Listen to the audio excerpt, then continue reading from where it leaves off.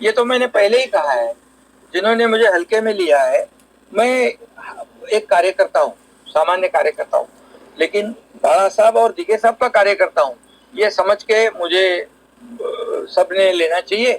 और इसलिए जब हल्के में लिया तो 2022 में टांगा पलटी कर दिया, सरकार को बदल दिया, आम लोगों के मन की सरकार को हमने लाया वहां पर। और डबल इंजन की जो लोग चाहते थे, डबल इंजन की सरकार चली।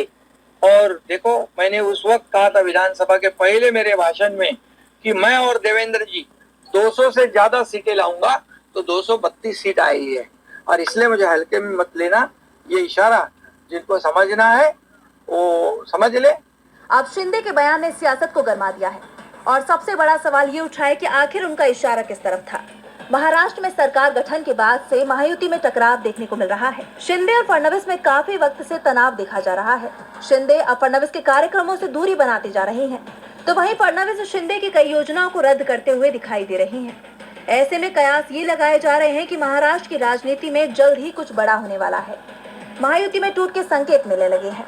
महाराष्ट्र में बीजेपी के लिए गठबंधन में फूट दिखाई दे रही है, जिसके चलते सरकार विपक्ष के निशाने पर है। तो वहीं दूरदर्शन के एक फैसले ने भी सरकार की मुश्किलें बढ़ा दी हैं। अलीगढ़ मुस्लिम यूनिवर्सिटी के संस्थापक सर सैयद अहमद खान पर बनी बायोपिक को दूरदर्शन ने दिखाने से मना कर दिया है। तो आखिर इस विवाद की क्या है असली वजह, जानने के लिए देखिए ये रिपोर्ट। सर सैयद अहमद खान ने अलीगढ़ मुस्लिम विश्वविद्यालय की स्थापना की थी, लेकिन अब एक बार फिर सर सैयद का नाम चर्चाओं में है और चर्चा की वजह है उन पर बनी एक बायोपिक। इस बायोपिक को इंटरनेशनल ओटीटी प्लेटफॉर्म्स पर तो रिलीज किया गया है, लेकिन डीडी नेशनल ने इसे प्रसार भारती के प्लेटफॉर्म पर स्ट्रीम करने से इनकार कर दिया है। बायोपिक का नाम सर सैयद अहमद खान द मसीहा है। दूरदर्शन के इस फैसले पर निराशा जाहिर करते हुए फिल्म के निर्माता का कहना है कि ऐसा लगता है जैसे डीडी ने अपने राजनीतिक आकाओं को खुश करने के लिए मेरे प्रपोजल को कैंसिल कर दिया है। मिली जानकारी के मुताबिक मुंबई के production house dark house productions को लिखे अपने पत्र में प्रसार भारती के कार्यक्रम कार्यकारी ने इस बात की जानकारी दी है। उन्होंने पत्र में लिखा है कि मुझे आपको यह सूचित करने का निर्देश दिया गया है कि सर सैयद अहमद खान पर आधारित कार्यक्रम की पेशकश करने वाला आपका प्रस्ताव स्वीकार नहीं किया गया है। प्रसार भारती ओटीटी आने वाले प्लेटफॉर्म पर रेवेन्यू शेयरिंग मोड के तहत प्रसारण स्ट्रीम के लिए योग्य नहीं हो सका। दूरदर्शन के इस जवाब के बाद निर्माता शोएब चौधरी नाराज बताए जा रहे हैं। उनका कहना है कि मैंने डीडी के लिए जो धारावाहिक बनाया था वो डीडी के इतिहास में सबसे लंबे समय तक चला। ये चौंकाने वाला है कि एक प्रमुख सुधारवादी और शिक्षाविद सर सैयद पर मेरी बायोपिक राष्ट्रीय सार्वजनिक प्रसारण के ओटीटी प्लेटफॉर्म पर स्ट्रीमिंग के लिए क्वालिफाई करने में फेल रही। ऐसा लगता है कि डीडी ने अपने राजनीतिक आकाओं को खुश करने के लिए मेरे प्रपोजल को कैंसिल कर दिया है। अब सवाल ये उठता है कि क्या सरकार की मीडिया पॉलिसी में बदलाव हो रहा है? क्या इतिहास और विचारधारा को लेकर सेंसरशिप लागू की जा रही है?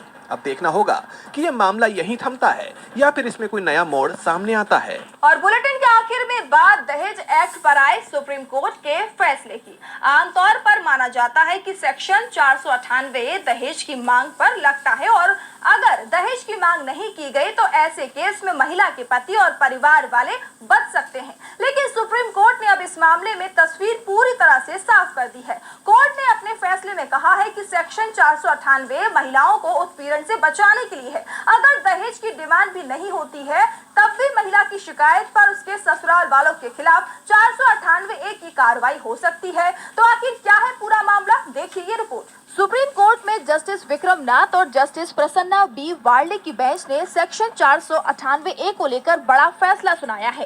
कोर्ट ने कहा कि ये सेक्शन 498 महिलाओं को उत्पीड़न से बचाने के लिए है। ये सिर्फ दहेज उत्पीड़न को लेकर नहीं है। अगर दहेज की मांग ससुराल वाले नहीं कर रहे हैं लेकिन महिला के साथ शारीरिक और मानसिक उत्पीड़न किया जा रहा है तो फिर उनके खिलाफ एक्शन हो सकता है। इस सेक्शन के तहत क्रूरता की परिभाषा तय करने के लिए दहेज की मांग करना ही जरूरी नहीं है। सुप्रीम कोर्ट ने आंध्र प्रदेश हाई कोर्ट के उस आदेश को पलट दिया है जिसमें हाई कोर्ट ने एटी राव के खिलाफ 498 की कार्रवाई को इसीलिए खारिज कर दिया था क्योंकि राव ने अपनी पत्नी से दहेज नहीं मांगा था।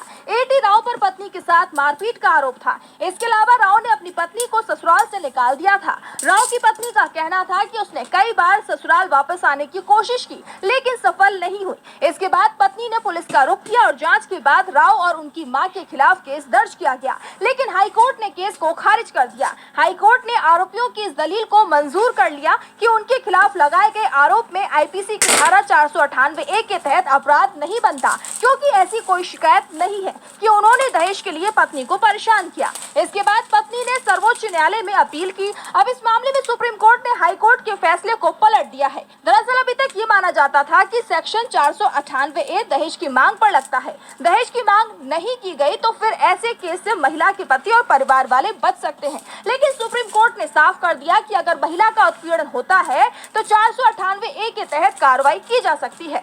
तो आज इस बुलेटिन में इतना ही। आप देखते रहिए